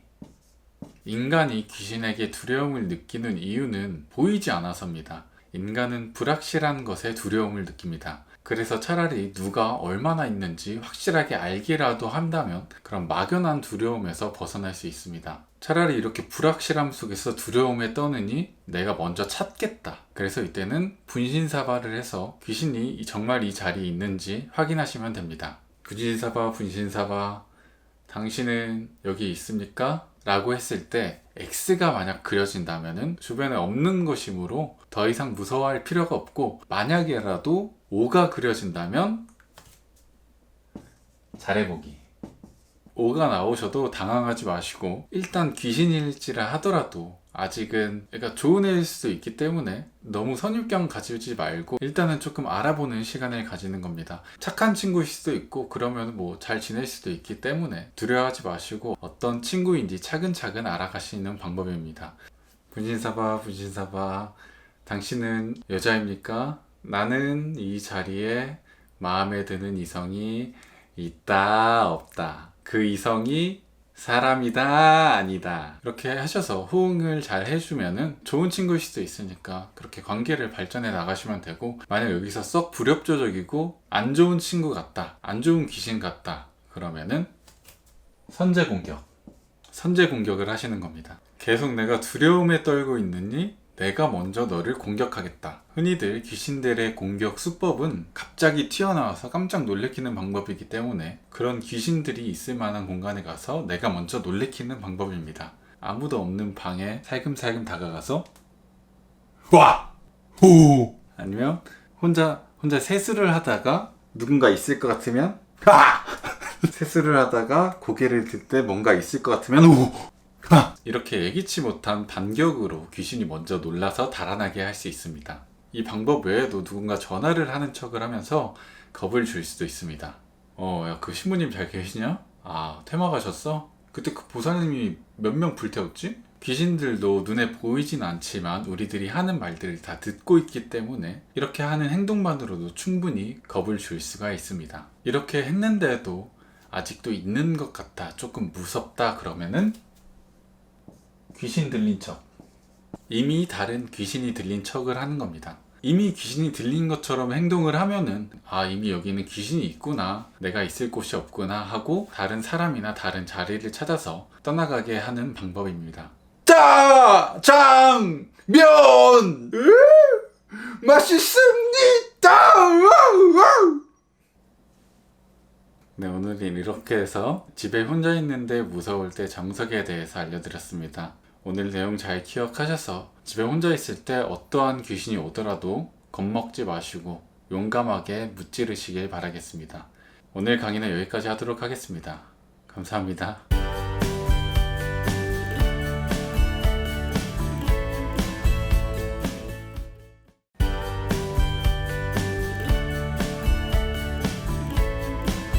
안녕하세요 여러분. 오늘은 자존감 높이는 정석에 대해서 알려드리겠습니다. 과학의 발전에 따라 생활은 편리해졌지만 우리들은 스마트폰 안에 갇혀있고 서로에 대한 이해와 배려는 줄어든 채 사소한 일에도 분노와 갈등이 많아진 요즘 같은 세상에서 겉으로는 멀쩡해 보이지만 속으로는 자존감이 결여된 사람들이 많이 있습니다. 오늘은 그런 사람들을 위해서 사소한 몇 가지 행동만으로도 자존감을 올려줄 수 있는 정석을 알려드리겠습니다. 첫 번째, 거절하기.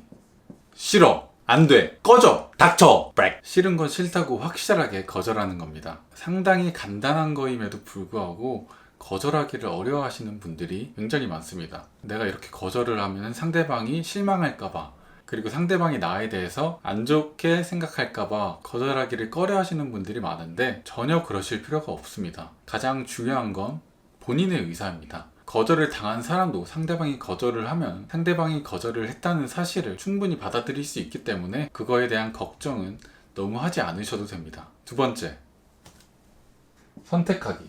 자존감이 조금 부족한 사람들은 자신의 생각이나 감정을 상대방에게 전달하기 어려워합니다. 어떤 일을 할 때도 내가 차라리 상대방한테 맞추는 게 내 마음이 편하니까 어떠한 생각이 있어도 상대방이 선호하는 거에 따라서 그냥 동조하는 경우가 많은데, 자신이 원하는 바가 있으면 당당하게 말하셔도 됩니다.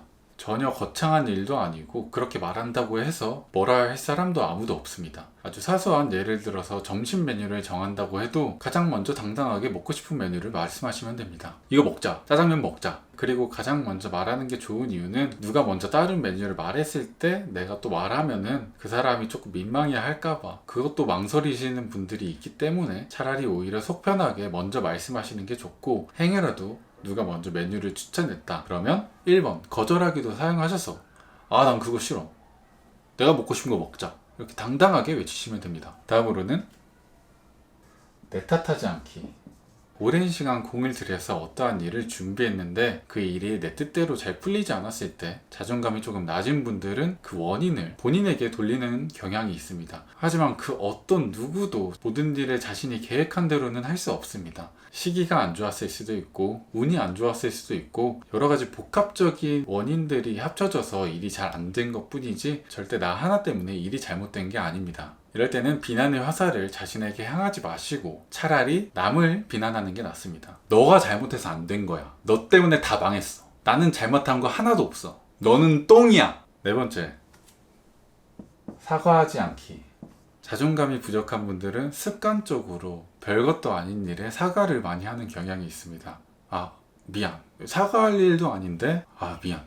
내가 미안. 습관적으로 매번 이러다 보니까 이게 습관이 돼서 사과를 할 일이 전혀 아닌데도 그냥 사과를 하는 경우가 많습니다. 그래서 이럴 때는 사과를 안 하는 습관을 들여서 그런 안 좋은 버릇을 떨쳐내야 됩니다. 행여 내가 무슨 잘못을 조금 했다 하더라도 절대 굽신거리지 말고, 사람이 그럴 수도 있지, 왜 혼자 발작하냐? 네가 예민한 거야. 혼자 부들부들 대주?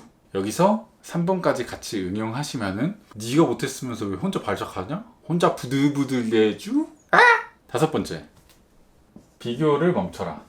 남들과 비교하는 것을 멈추세요. 많은 사람들이 남들이랑 자신을 비교하면서 패배감을 느끼는데, 이 세상엔 위를 보면 나보다 잘난 사람이 굉장히 많고 아래를 봐도 나보다 못난 사람도 정말 많기 때문에 비교에는 끝이 없습니다. 아무리 잘난 사람 같아 보여도 그들만의 고충은 다 있기 때문에 그들을 부러워할 필요도 없고 절대 그들을 보면서 위축될 필요도 없습니다. 아무리 잘난 사람도 남들과 계속 비교만 하면서 살다 보면은 절대 행복하게 살지 못합니다. 그래서 차라리 남을 보면서 부러워하거나 질투를 느낄 바에는 그 사람을 깎아내리거나 험담을 하는 게 현명합니다. 너 왜 그것밖에 안 되냐?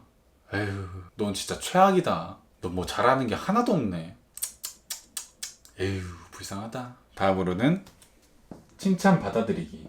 자존감이 낮으면 자신을 과소평가하기 때문에 어떠한 칭찬을 들었을 때 막 민망해하거나 어쩔 줄 몰라 하면서 아니에요, 막 운이에요, 막 이러시는 분들이 많은데 좀 더 본인을 후하게 평가하셔도 되고 충분히 그러한 칭찬도 쿨하게 받으셔도 됩니다. 여러분은 충분히 그럴 자격이 있습니다. 누군가 나한테 칭찬을 해주면 절대 머쓱해하지 말고 그러니까 나 진짜 개 잘하는 것 같아. 타고나야 돼 이런 건. 나니까 하지. 나밖에 못해 이런 거는.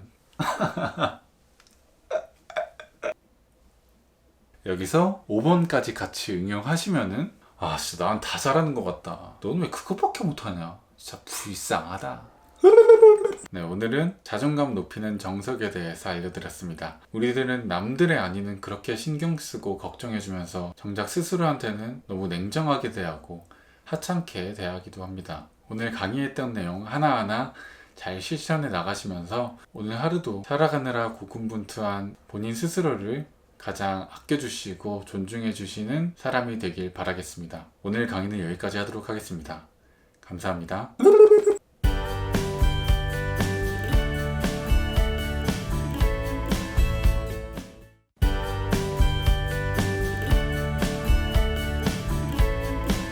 안녕하세요 여러분. 오늘은 술 빼는 정석에 대해서 알려드리겠습니다. 벌써 12월이 다가오고 연말 시즌이 다가옴에 따라서 송년회니 막년회니 잦은 모임과 술자리들이 아마 이제 많아질 텐데 어느 술자리를 가더라도 술을 안 먹는다고 눈치를 주거나 술을 빨리 먹으라고 술을 강요하는 사람들이 꼭 있습니다. 오늘은 그럴 때 술을 뺄 수 있는 정석에 대해서 알려드리겠습니다. 첫 번째, 차. 내가 차를 가져왔다고 하는 겁니다. 차를 가져왔다고 하는데 술을 먹이면은 그거는 음주운전을 조장하는 행동이기 때문에 대리비를 주지 않는 이상은 더 이상 술을 권할 수 없게 만드는 방법입니다. 뭐 차가 없으시더라도 나 쑥카 타고 와가지고 나 따릉이 타고 와가지고 나 킥보드 타고 와가지고 근데 만약 여기서 대리비를 내주겠다, 택시비를 내주겠다 하는 사람이 등장한다면 약 먹고 있다고 하시는 겁니다. 내가 약 먹고 있는 게 있어가지고 술 먹으면 안 돼. 약을 먹고 있는 도중에 술을 먹으면은 몸에 안 좋다는 사실을 대부분이 알고 있기 때문에 약을 먹고 있다고 하면은 더 이상 술을 권하는 것 자체가 그 사람한테 조금 피해를 주는 느낌일 수 있기 때문에 더 이상 술을 권할 수 없게 만드는 방법입니다. 정말 간편하면서도 효과가 좋은 방법입니다. 아마 이 두 가지 방법만으로도 70% 이상의 사람들은 걸러지기 마련인데 만약에 이거를 이겨내고서도 권하는 사람이 있다. 그렇다면 고뇌에 빠진 척을 하는 겁니다. 어떤 고민을 하는 척을 하거나 아니면 머리가 엄청 복잡하다는 듯이 어떤 생각에 빠진 척을 하거나 야 짠하자. 잠깐만. 이렇게 하면은 상대방도 무슨 일이 있나? 하고 잠깐 주춤하게 되고 잠깐 동안은 술을 권하지 않게 할 수 있습니다. 이렇게 고뇌하는 척을 하면서 가능한 많은 시간을 끌어주시다가 더 이상 이 컨셉을 유지하기가 어렵다. 친구들도 점점 의심의 눈초리로 바라본다. 그러면 그제서야 진지한 얘기를 시작하시는 겁니다. 방금 고민했던 내용을 말하는 척 해도 되고 아니면 또 다른 어떤 새로운 이야기 주제를 꺼내도 되고 가능한 천천히 긴 얘기를 시작하시면 됩니다. 누군가 진지한 얘기를 시작하면은 그 사이를 뚫고 짠을 하자고 하기 어렵기 때문에 최대한 끊기지 않고 최대한 길고 진지한 얘기를 계속해서 해주시면 됩니다. 다만 한 가지 주제의 이야기가 끝나면은 그 끝남을 빌미로 또 짠을 할 수 있기 때문에 가능한 긴 이야기와 여러 가지 소재를 많이 준비해 두시는 것이 중요합니다. 그런데 이렇게 했는데도 이야기 소재가 고갈돼 버렸다. 이야기가 끊겨서 바로 짠을 할 것 같은 분위기다. 그때 바로 아이스크림.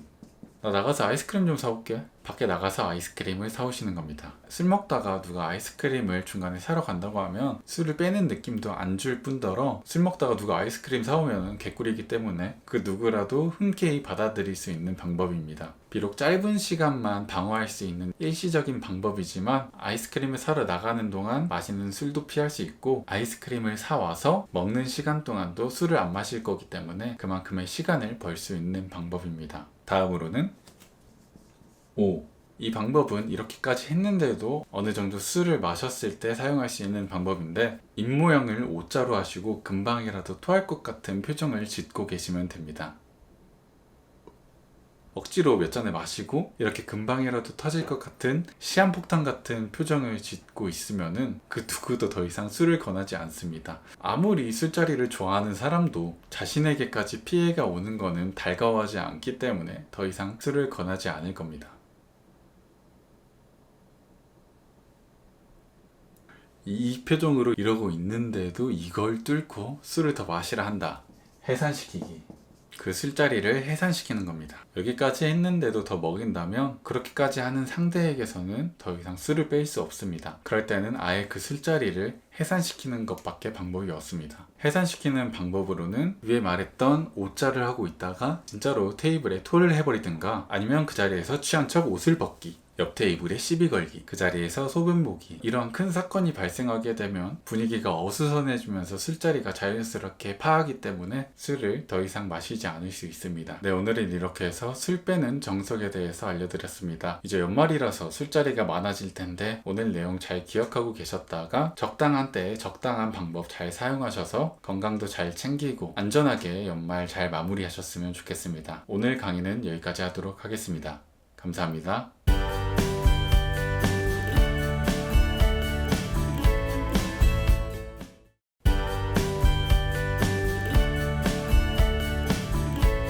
안녕하세요 여러분. 오늘은 재채기 멋있게 하는 방법에 대해서 알려드리겠습니다. 사람들은 모두 재채기를 하지만 재채기를 하는 방법과 소리는 제각각 모두 다릅니다. 대부분의 사람들은 재채기를 할 때 별 의미 없이 가볍게 지나치는 경우가 많은데 아무도 신경 쓰지 않는 이 재채기 소리를 조금만 신경 써주는 것만으로도 본인의 이미지를 새롭게 만들 수 있고 또 그런 이미지를 사용해서 이성에게 어필까지 할 수 있습니다. 그래서 오늘은 재채기 멋있게 하는 정석에 대해서 알려드리겠습니다. 가장 먼저 귀여운 이미지입니다. 귀여운 이미지를 주고 싶을 때는 재채기에 힝이나 추를 많이 사용합니다. 이팅!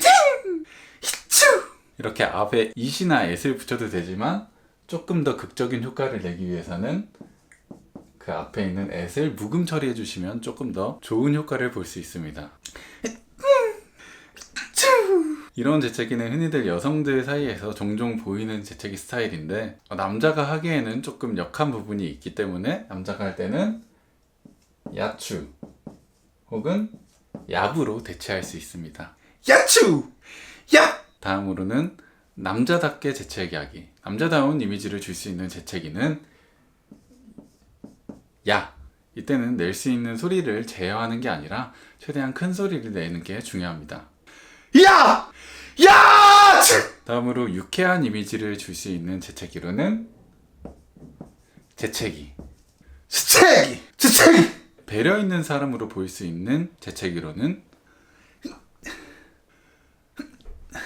이렇게 묵음으로 처리하는 방법이 있습니다. 묵음과 조금 비슷한 느낌으로 조심성 있는 이미지를 줄 수 있는 재채기는 Watch out! Watch out! 다음으로는 조금 청량한 이미지를 줄 수 있는 재채기로는 웰치스! 웰치스 음료수 다들 아시죠? 이 재채기는 들음과 동시에 웰치스 음료수가 동시에 생각나면서 청량한 이미지를 줄 수 있습니다. 푸릇푸릇하고 신선한 이미지를 주고 싶을 땐 말차! 녹차죠? 조금 지쳐 보이는 이미지를 주고 싶을 때는 상하차! 상하차. 듣기만 해도 지치죠? 다음으로 조금 있어 보이고 부유해 보이는 이미지를 줄 수 있는 재채기는 으대차! 으대차! 폭 안겨 쉬고 싶은 그런 포근한 이미지를 줄 수 있는 재채기는 여차! 조금 도도해 보이고 다가가기 힘든 사람처럼 보일 수 있는 재채기는 코로나! 똑똑해 보일 수 있는 재채기 UHT! 섹시해 보일 수 있는 재채기 야스! 남들에게 세 보일 수 있는 재채기 C8! 네, 오늘은 이렇게 해서 멋있게 재채기하는 정석에 대해서 알려드렸습니다. 요즘 날씨가 많이 춥습니다. 날씨가 많이 춥고 집에만 있다 보니까 재채기 할 일이 많으실 텐데 오늘 알려드린 재채기들 중에 본인이 원하시는 이미지의 재채기 잘 선택하시고 그 재채기로 잘 어필하셔서 추운 겨울 따뜻한 연말 보낼 수 있길 바라겠습니다. 그럼 오늘 강의는 여기까지 하도록 하겠습니다. 감사합니다.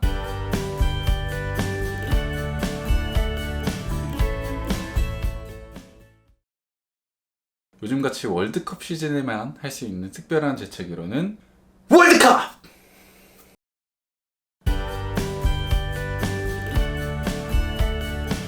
안녕하세요 안녕하세요 여러분. 오늘은 섹시한 남자 정석에 대해서 알려드리겠습니다. 주변을 둘러보면은 잘생긴 남자, 귀여운 남자 같은 남자들은 종종 보이기라도 하는데 섹시한 남자는 생각보다 주변에서 찾기가 굉장히 어렵습니다. 외모도 외모지만 여러가지 요소들이 적당히 알맞게 조화가 돼야 섹시한 이미지를 형성할 수 있는데 일반인들이 그러한 요소들을 모두 갖추는 것은 사실상 굉장히 어렵기 때문에 주변에서 섹시한 남자를 찾기가 굉장히 어렵습니다. 그래서 오늘은 섹시한 남자가 될 수 있는 정석에 대해서 알려드리겠습니다. 첫 번째, 검정옷. 섹시함을 상징하는 가장 대표적인 색깔로 검정색을 둘 수가 있는데요. 물론 옷 하나만으로 섹시한 이미지를 형성하기는 어렵지만 여러가지 다양한 색이 있는 옷을 입는 것보다는 검정색 한 톤으로 된 옷을 입게 되면은 전체적으로 섹시한 분위기를 풍길 수 있습니다. 다음으로는 무표정. 항상 미소를 띠고 자주 웃게 되면은 사람 자체는 좋아 보일 수 있지만 웃음과 섹시함 간에는 약간의 거리가 있기 때문에 섹시한 이미지가 되기 위해서는 웃는 것보다는 무표정으로 있는 게 훨씬 좋습니다. 누구를 만났을 때도 습관적으로 웃기보다는 어느 거에도 흥미를 느끼지 못하는 것처럼 무뚝뚝하고 무관심하고 더 나아가 냉소적인 표정을 기본적으로 짓고 계시면 됩니다. 다음으로는 직선.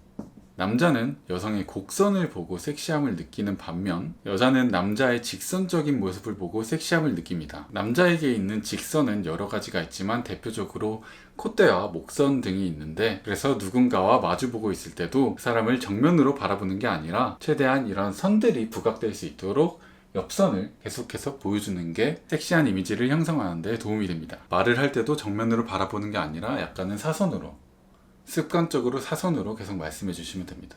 안녕하세요. 반갑습니다. 다음으로 어깨.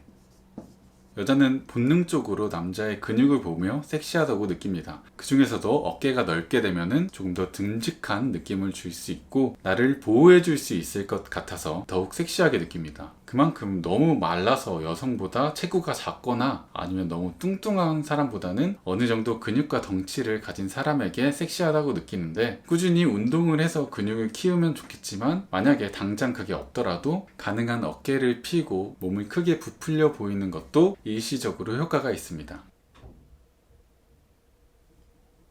다음으론 중저음 목소리.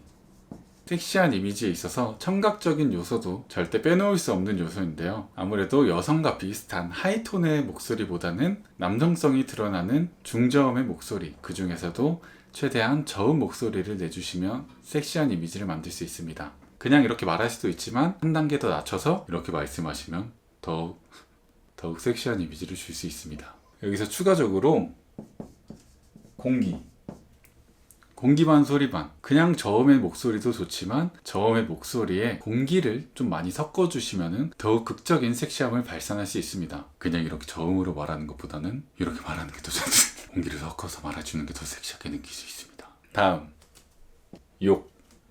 남자가 욕을 할 때 은근히 섹시함을 느끼는 사람들이 많이 있습니다. 그렇다고 해서 시도 때도 없이 욕설을 난무하라는 건 아니고 가끔씩 적당한 때에 정말 참고 있다가 한마디씩 툭 내뱉어 주시면 극적인 효과를 낼 수 있습니다. 참고 참다가 한마디씩 툭, 참고 참다가 들릴 듯 말 듯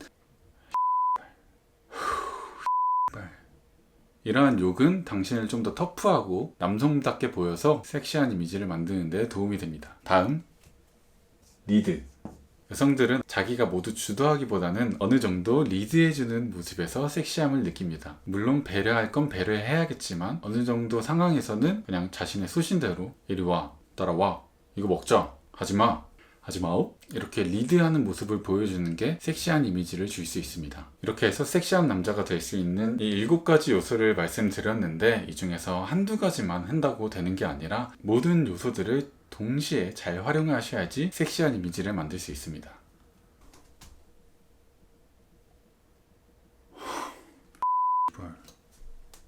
더러워. 네, 오늘은 이렇게 해서 섹시한 남자 정석에 대해서 알려드렸습니다. 오늘 내용 잘 숙지하셔서 누구보다 섹시한 남자가 되실 수 있길 바라겠습니다. 그럼 오늘 강의는 여기까지 하도록 하겠습니다. 감사합니다.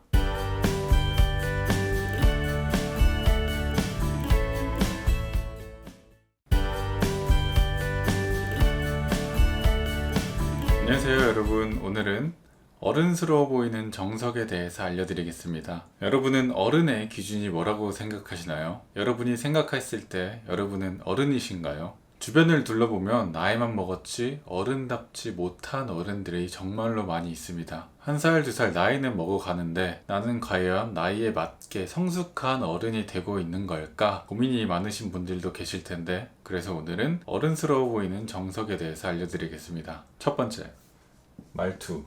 말투는 그 사람의 성품을 보여줍니다. 말하는 것만 들어도 그 사람이 어느 정도 성숙한 사람인지 아니면 아직 조금 어린 사람인지 판단할 수가 있습니다. 보다 어른스러워 보이기 위해서는 말을 할 때 요즘 유행하는 줄임말이나 유행어 같은 걸 사용하기보다는 좀 더 점잖고 무게 있는 단어를 사용하시는 게 훨씬 좋습니다. 와 진짜 짱이다 이렇게 말하는 것보다는 와 진짜 고봉이다, 와 쩐다 이것보다는 와 야단났네, 헐 대박 이것보다는 얼쑤 어쩔 TV 이런 것보다는 어쩔 셈이냐, 여기에 덧붙여서 일상생활에 일본어 단어를 조금 섞어서 써주시면 더욱 어른스러워 보일 수 있습니다. 아 화난다 이것보다는 아 야마돈다. 식당에 가서도 여기 스키다시 좀 더 주세요, 여기 닭광 좀 더 주세요, 이빠이 주세요, 스키다시 이빠이 구다사이, 이렇게 일본어를 섞어서 말하시면 일제의 잔재가 있던 시절에 살았던 사람인 것 같은 인식을 주면서 훨씬 더 어른스러워 보일 수 있습니다. 다음으로는 말줄이기. 지혜로운 사람이 되고 싶으면 입을 닫고 귀를 열라는 말이 있습니다. 말을 많이 하는 사람보다는 말을 적게 하는 사람이 훨씬 더 어른스러워 보입니다. 편의점에서 담배를 사더라도 담배 한 갑 주시겠어요? 이렇게 말하는 것보다는 담배, 식당에서도 소주, 물 이런 식으로 불필요한 말은 줄이고 필요한 말만 간략하게 전달하면 훨씬 더 어른스러워 보일 수 있습니다. 다음으로는 시선으로부터 자유로워지기. 어린 사람들은 남들의 시선을 굉장히 많이 신경 씁니다. 그래서 남들의 시선을 신경 쓰느라 본인이 원하는 게 있어도 주춤하는 경우가 있는데, 어른들은 남들의 시선이 중요하지 않다는 것을 알기 때문에 남들의 시선에 구애받지 않고 행동할 수 있습니다. 대표적으로 이러한 걸 연습할 수 있는 방법으로는 화장실 나오면서 바지 정리하기, 지하철에서 큰 소리로 전화하기, 모르는 사람들 앞에서 방귀 뀌기, 목욕탕 공용 드라이기로 머리 말고 다른 부분 말리기. 다음으로 부항 자국. 남들에게 타투가 있을 때 나한테 부항 자국이 있으면은 비주얼적으로도 훨씬 더 어른스러워 보이고, 저 사람은 멋이 아니라 자기 자신의 건강을 생각하는 사람이구나, 어른이구나 이렇게 느낄 수 있습니다. 다음, 정치 얘기.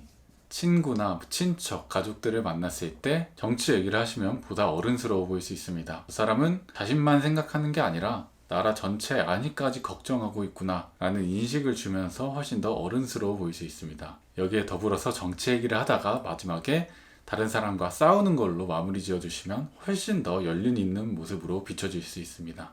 다음으로는 은단 먹기.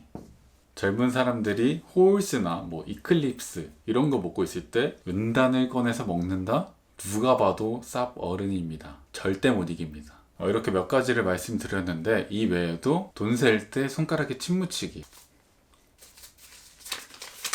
밥 다 먹고 자신이 먹은 밥그릇에 물 따라 마시기, 보드게임 카페 가서 장기 두기, 목욕탕 뜨거운 물 들어가면서 시원하다 하기, 카카오맵 대신 나침판 쓰기, 라이터 대신 부싯돌 쓰기. 네, 오늘은 이렇게 해서 어른스러워 보이는 정석에 대해서 알려드렸습니다. 벌써 한 해가 저물어 가고 있습니다. 매년 연말이 되면은 내년에는 좀 더 괜찮은 사람이 돼야지, 성숙한 사람이 돼야지 다짐하고는 하는데, 오늘 강의 내용 잘 기억하시고 하나하나 잘 실천해 나가셔서 내년에는 조금 더 어른스러운 사람이 될 수 있길 바라겠습니다. 그럼 오늘 강의는 여기까지 하도록 하겠습니다.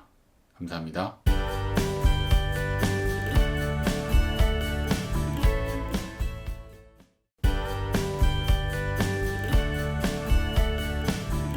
안녕하세요 여러분. 오늘은 젊게 사는 정석에 대해서 알려드리겠습니다. 벌써 올해도 며칠 남지 않았습니다. 매년 이렇게 연말이 오면은 언제 시간이 이렇게 갔지, 아 나이 먹기 싫다 이런 생각을 하고는 하는데, 오늘은 그럴 때 나이 먹는 걸 어쩔 순 없지만 나이를 먹더라도 계속해서 어리게 젊은 모습으로 살 수 있는 방법을 알려드리겠습니다. 첫 번째, 운동. 운동 같은 경우는 여러분들도 잘 아실 거라고 생각합니다. 집에 틀에박혀서 계속 그냥 누워만 있는 것보다는 운동을 해서 몸을 계속 활력 있고 건강한 상태로 유지하면은 자연스럽게 겉모습도 젊은 모습으로 유지하기 좋습니다. 다음으로는 아메리카노. 집에서 커피를 먹을 때는 뭐 아무거나 먹어도 상관이 없지만 밖에서 커피를 먹을 때는 커피 믹스를 먹는 것보다는 이렇게 아메리카노를 먹어주는 게 훨씬 젊어 보이는데 도움이 됩니다. 젊은 사람들 사이에서는 아메리카노가 필수적이기 때문에 행여 아메리카노를 싫어하시더라도 마시지 않고 그냥 옆에 이렇게 들고 다니는 것만으로도 훨씬 더 젊어 보이는 효과를 얻을 수 있습니다. SNS. 외적으로 젊어 보이는 것도 중요하지만 내적으로 젊은 정신을 가지고 있는 것도 굉장히 중요하기 때문에 SNS를 꾸준히 하시면서 요즘 유행하는 게 뭔지, 요즘 트렌드가 뭔지를 꾸준히 잘 파악해 주시면 젊은 건강을 유지할 수 있습니다. 여기에 더불어서 인스타 스토리 같은 거를 가능한 한 많이 올려주시면 더욱 젊어 보이는 효과를 얻을 수 있습니다. 신조어. SNS와 비슷한 맥락으로 말을 하면서 조금 요즘 유행하는 신조어를 섞어주시면 훨씬 젊어 보이는 효과를 얻을 수 있습니다. 와 진짜 레게노다, 와 킹받는다, 와 킹왕 짱이다, 오나존 멍미, 고고싱, 진짜 치사 빤스다, 와 유치 뽕짱이다, 톤보기. 길을 걸을 때, 지하철을 탔을 때, 심지어 누군가와 만났을 때도 기본적으로 계속 핸드폰을 봐주시면 젊어 보이는 효과를 얻을 수 있습니다. 여기 옵션으로 에어팟까지 항상 기본으로 껴주시면 더욱 그 효과를 높일 수 있습니다. 인생 네컷. 친구를 만나거나 어떠한 모임에 갔을 때 마무리는 항상 인생 네컷으로 해주시면 젊어 보이는 인상을 줄 수 있습니다. 어떠한 모임이 있었을 때 인생 네컷으로 마무리해주는 게 요즘 가장 유행하는 트렌드이기 때문에, 그리고 더불어서 찍은 사진을 SNS 스토리나 게시물로 업로드해 주시면 시너지 효과를 얻을 수 있습니다. MBTI. 인생 네컷과 비슷한 느낌으로 요즘 가장 유행하는 건데, MBTI에 굉장히 믿음을 가지고 MBTI를 중점적으로 얘기를 하고 더 나아가서 상대방의 MBTI를 잘 맞춰주시면 더욱 현대사람 같은 느낌을 줄 수 있습니다. 술 먹고 뻗기.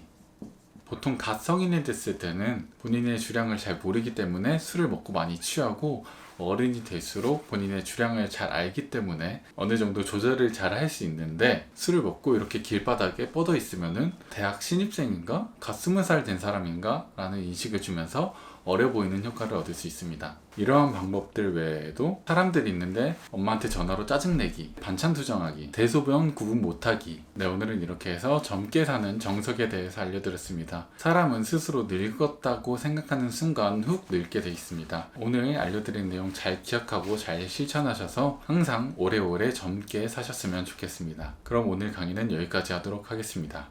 감사합니다.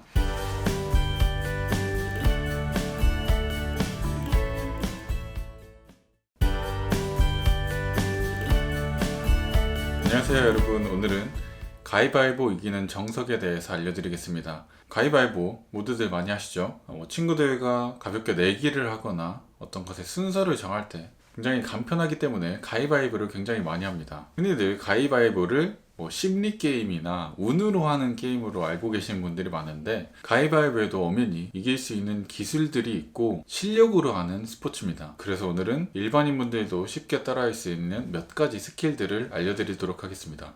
첫 번째, 빨리 내기. 흔히들 가위바위보를 할 때 앞에 안 내면 진다 이거를 붙이는데, 상대가 반응할 수 없을 정도로 빠른 템포로 가위바위보를 가져가면서 상대방이 차마 못 내게 해서 이길 수 있는 방법입니다. 안 내면 진다 가위바위보! 안 내면 진다 가위바위보! 이렇게 처음에는 살짝 느슨한 리듬을 가져가다가 변칙적인 리듬으로 안 내면 진다 가위바위보! 다음으로는 최면. 마케팅 용어 중에 단순 노출 효과라는 거 있습니다. 단순 노출 효과가 뭐냐면, 사람이 인지를 하든 인지를 하고 있지 않든 그 사람의 시야에 어떠한 사물이 계속 노출되어 있으면은 무의식적으로 그 사물을 뇌 속에 저장하게 됩니다. 그래서 가위바위보를 할 때 무의식적으로 이런 가위 같은 거를 들고 있으면 그 사람도 모르는 사이에 무의식적으로 이 사물을 생각하게 만드는 방법입니다. 이런 가위를 들고 있으면 가위가 그 사람의 무의식 속에 침투하기 때문에 주먹을 내면 됩니다. 이런 돌을 들고 있으면은 무의식적으로 주먹을 생각하기 때문에 볼을 내면 됩니다. 안 내면 진다 가위바위보, 가위바위보, 가위바위보. 세게 내기. 이 방법은 말 그대로 이거를 조금 더 세게 내서 이기는 방법입니다. 가위바위 주먹, 가위바위 가위, 가위바위보, 보. 가위바위 주먹, 가위바위 가위, 가위바위보, 보. 다음으로는 무기.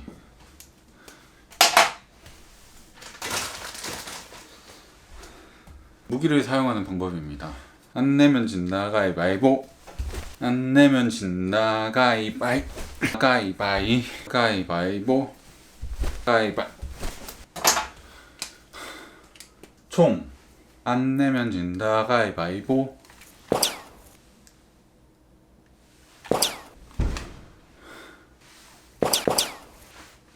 이제 내가 이겼지? 네, 오늘은 이렇게 해서 가위바위보 무조건 이기는 방법에 대해서 알려드렸습니다. 이 정도 스킬만 알고 계셔도 훈련하지 않은 일반인 분들은 무조건 이길 수 있으니까 오늘 내용 잘 숙지하셔서 모두 지는 일 없이 가위바위보 승리하시길 바라겠습니다. 그럼 오늘 강의는 여기까지 하도록 하겠습니다. 감사합니다.